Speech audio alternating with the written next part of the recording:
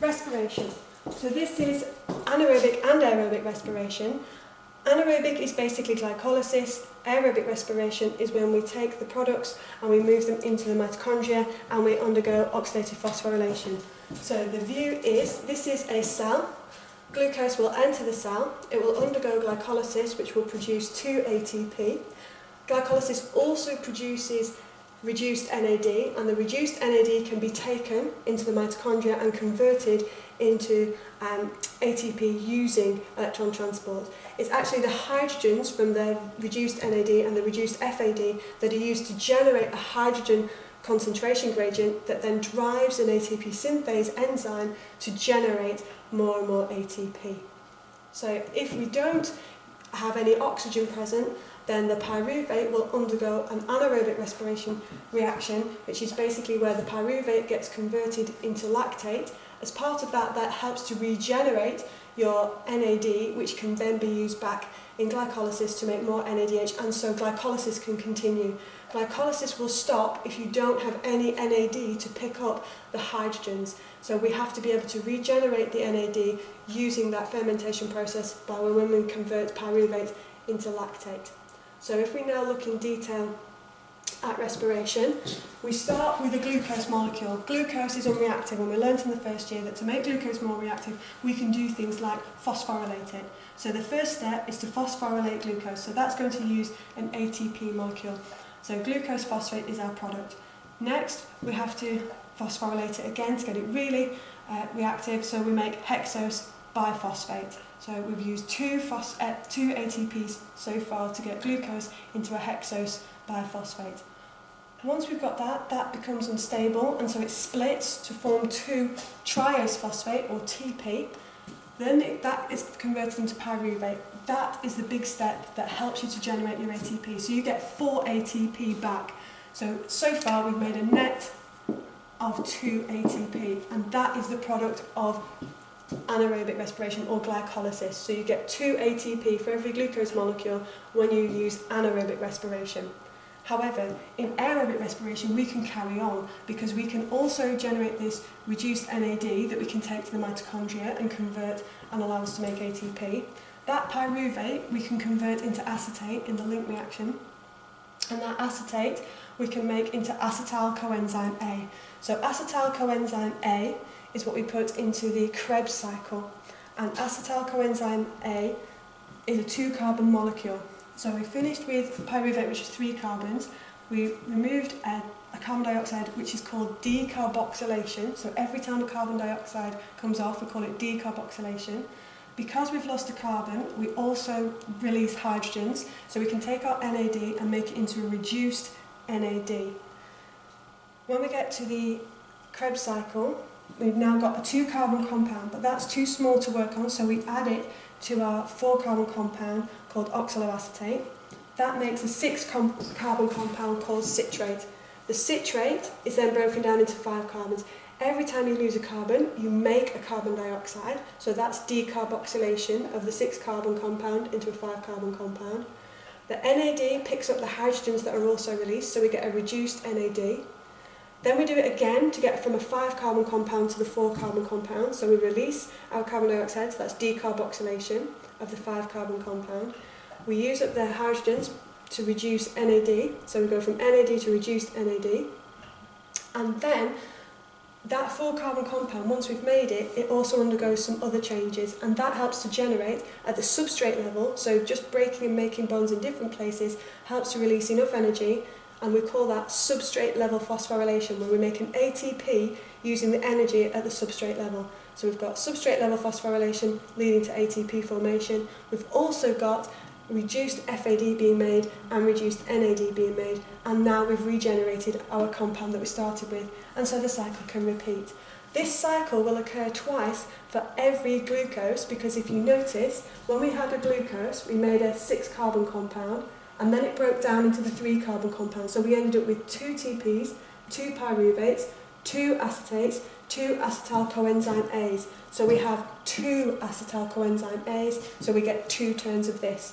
So the Krebs cycle, for every 1 glucose, we can get 1, 2, 3 times 2, so we get 6 reduced NADs, we get 2 reduced FADs, and we get 2 ATPs at the substrate level.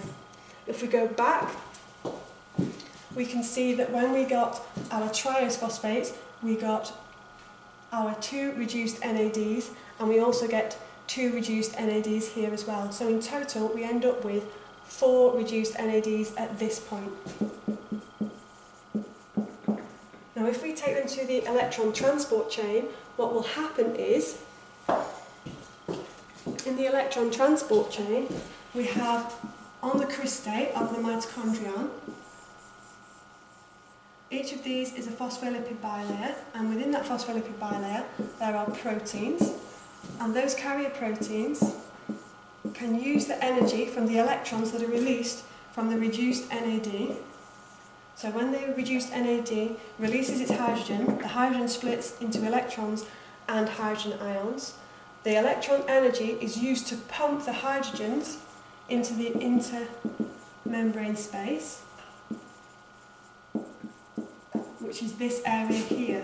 So you end up with loads and loads of hydrogens in this space and very few in the matrix. And so now you've got a concentration gradient for hydrogens, so that if you stick on a protein that's got an ATP synthase enzyme,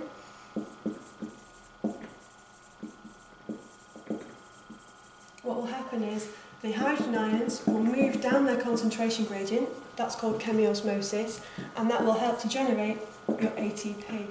And in the case of reduced NAD, you get approximately 2.5 ATPs, and in the case of reduced FAD, you get 1.5 ATPs for every one of those molecules. So you can be given questions that say, if you have this many ATPs from this reduced NAD in oxidative phosphorylation, work out the total number of ATPs in aerobic respiration. Now, the problem comes when you don't have oxygen, because oxygen is there to accept these hydrogens. So when they get through here, and when the electrons have gone through their electron transport chain, we've got a dangerous mix of hydrogens and electrons.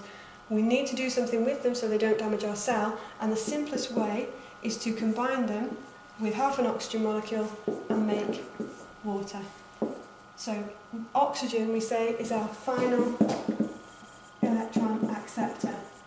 And if we don't have it, then we can't carry out oxidative phosphorylation, which means we can't turn reduced NAD into NAD. And if that's the case, if you look back now, you can see what happens. So, all the places where you see NAD will not be able to occur. Those reactions will stop. So because if you don't have any oxygen to accept the electrons and the hydrogens, that means you can't release the hydrogens from the reduced NAD, so you cannot regenerate NAD or FAD. So if you've no NAD or FAD, you cannot do the Krebs cycle. If you've no NAD, you cannot do pyruvate into acetate, and you cannot do triose phosphate into pyruvate. However, as we said at the very beginning, there is another way of regenerating your NAD, and that's when we convert pyruvate into lactate.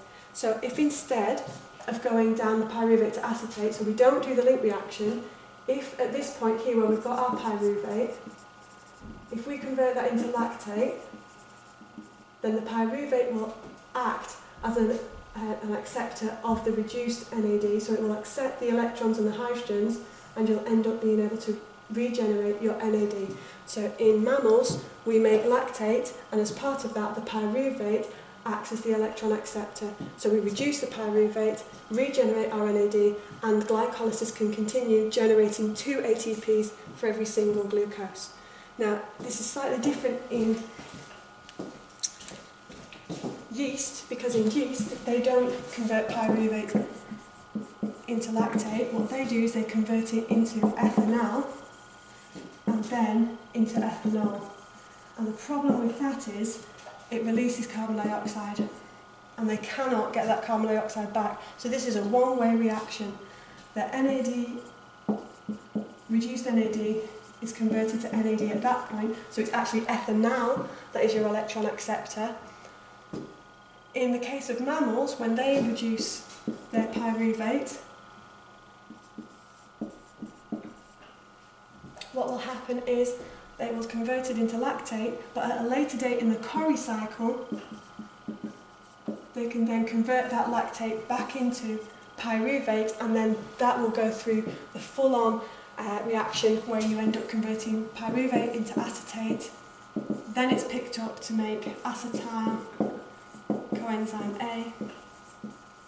Then it goes into the Krebs cycle, and you get out your reduced NAD, then another reduced NAD, then a substrate level ATP, and a reduced FAD, and another reduced NAD.